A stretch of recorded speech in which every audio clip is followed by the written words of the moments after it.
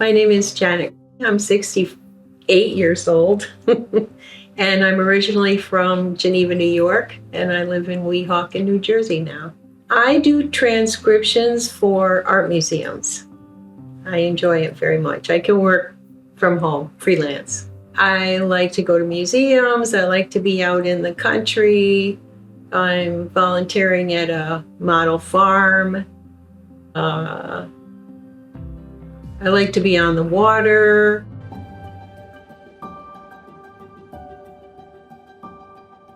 I was diagnosed with endometrial cancer pretty much on my birthday when I turned 64. Before my diagnosis, I really didn't know anything about endometrial cancer. I had friends and family members had a number of different kinds of cancers, and some, they recovered from, and others who passed away. But no, endometrial was not on the spectrum for me. I was spotting so slightly, I couldn't even really call it spotting, but it persisted for about a month. So I went to my primary care physician, and she told me to get to a gynecologist right away. And then even after I was referred to an oncologist, they had to, they did a sample and they still couldn't tell what it was. So they had to send my sample, and then they got a definitive answer. I wouldn't have even known it was stage 4. They didn't tell me that. I was bringing a friend with me to all of my appointments to make sure I didn't forget anything important.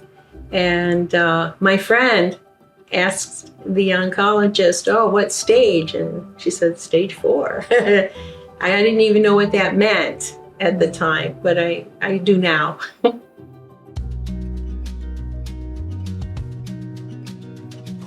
How would I describe living with endometrial cancer? Well, a lot has changed just since I got my diagnosis. When I first found out, I went to the internet just to see, a variety of treatments and what was going on.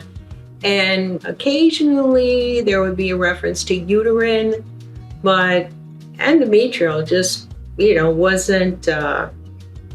wasn't popping up. It was just pretty scary. I felt like even though I had no knowledge, I had to just rely on my doctors. That was a big decision right at the beginning, is do you really just want to do what the first doctor you met tells you ought to do, or do you want to do more research, or do you want to do an alternative or whatever? So that part of living with the diagnosis and the disease itself that carries for a while, because you're going to hear a lot of different people doing different things. But I decided to trust that first doctor because I knew that no matter how much other information I found out, I wouldn't be as knowledgeable as she was. And I didn't have a lot of time to waste. But then really it's been 4 years now, and it's been going through a lot of treatments and always finding out from webinars and friends and support groups what's out there. I mean, you want to be informed. You need to advocate for yourself. It's kind of a full-time job, really. Either you're in treatment, or you're at doctor's appointments, or you're finding out things that you need to know, or you're advocating for yourself, or you're making changes in your life due to, finances. But basically, I would say it's just one foot in front of the next. You just keep going. I feel like no matter what I have to do to stay alive, I'm going to do it, because there might be in the future a better treatment or even a cure. And just, you don't want to give up before that happens, but treatment isn't fun, so it can be tempting to give up for some people. But I just want to keep going.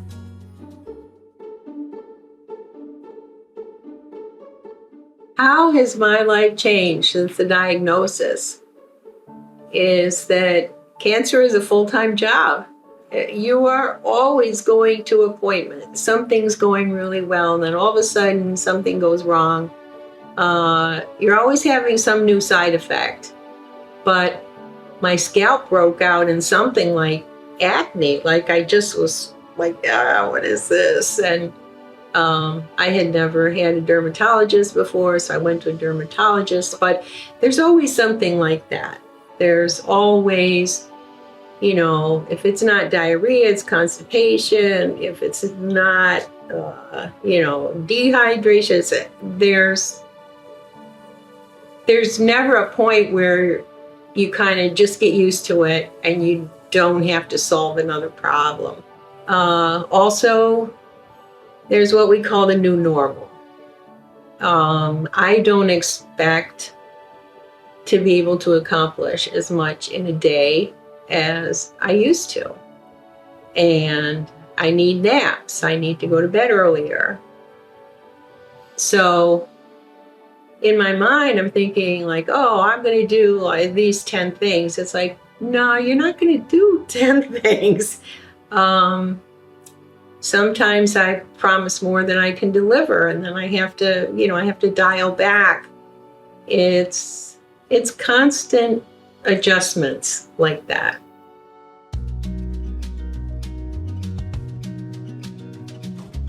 That's a big one. Support, my support system during this time. Sometimes the people who you think are going to be there for you aren't, and you make new friends or old acquaintances step up who you barely knew, and then all of a sudden, they are they're there for you more than family. And that was a kind of a lesson I learned very early on, is that who we might expect will be there for us may not be, but then there will be someone else who, will surprising, like a friend who I really hadn't seen in a million years and was like a friend of a friend. She ended up being the one person who I felt like I could really talk to the most. And she had her own cancer experience with breast cancer years, like really, more than 20 years before. But yeah, so she ended up being someone, I don't know, I just felt really comfortable with, that I could really talk to, because in a support group, you make great new friends and you learn a lot. You get a lot of great information. Certain friends really stepped up and certain people kind of disappeared. And I'm very happy with the result. I am very proud to say that I am in a support group at SHARE, which is just for endometrial cancer patients. And it has been so helpful at SHARE. It's really informative, because our facilitator knows so much. She is a cancer survivor herself. If we start guessing as we're talking to one another about certain treatments or names of things, whatever, she can just jump right in and set us straight, because she knows. In every single meeting, we're talking about how to advocate for yourself. And so those two things, having the information and being constantly reminded to advocate for ourselves, That's just been invaluable. Well, the best reason to join a support group is you're really going to need it. Whether you think you need it or not, you're going to. I hear over and over again from people how, they're upset or depressed because somebody's not there for them who they thought should be. Close family members are not there for them, or the cancer patient feels like she has to protect her family from this. Over and over again, people come to the support group, people who have a lot more family than I ever had, come to the support group and they say, this is the only place I can talk about my cancer.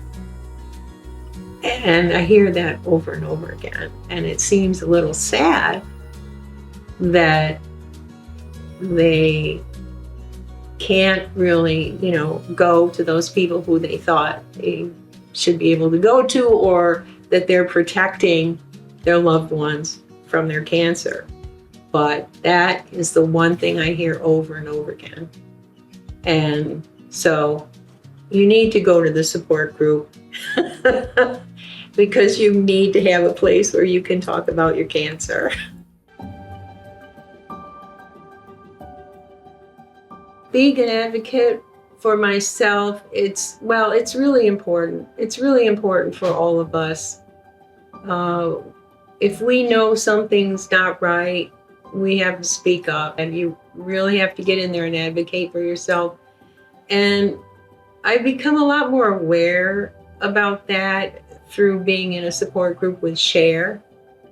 The leader of our support group has emphasized that, and I'm glad she does, because over time, I've really been able more and more and more to appreciate the importance. I mean, I never thought of myself as a person who is too quiet or submissive or who doesn't speak up for myself, but I really wasn't speaking up for myself enough. And my idea of what was normal and what was pushy, that has changed, and we really have to push sometimes, and we have to go outside of our comfort zone sometimes to advocate for ourselves.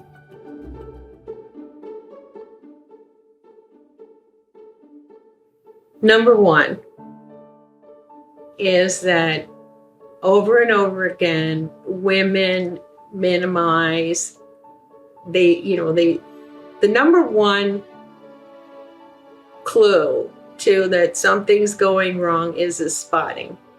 And over and over again, we think it's not a big deal. Now, some women, the very first sign, they have really a lot of bleeding, but there are a lot of women who they have a little bit of spotting. They don't think anything of it. They don't go to the doctor. Number one, just to let everybody know, to not take spotting lightly. It is important for women to tell other women what warning signs to look for. And aside from the spotting, like personally, I remember having abdominal pain for years of my life and going to appointments and saying, what is this, or what can I do about it? And being told, that's fibroids and you can't do anything about that. We have to band together and insist that we get better treatment, better diagnoses, and don't just give up.